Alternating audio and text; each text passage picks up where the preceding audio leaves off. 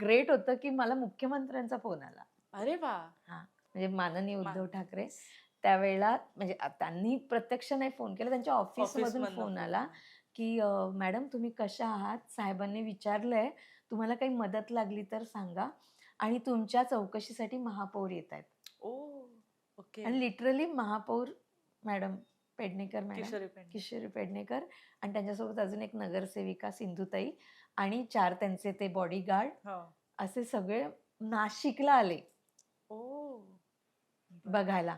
मग हे माझ्यासाठी म्हणजे आणि मला पहिल्यांदा वाटलं, "अरे, आपण एवढे फेमस आहोत."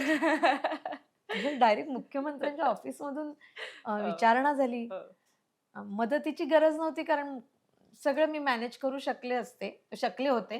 कारण इंडस्ट्रीनीच दिलंय एवढं. तर काय झाला 4-5 लाखाचा खर्च तो तेवढा मी मॅनेज केला. केला.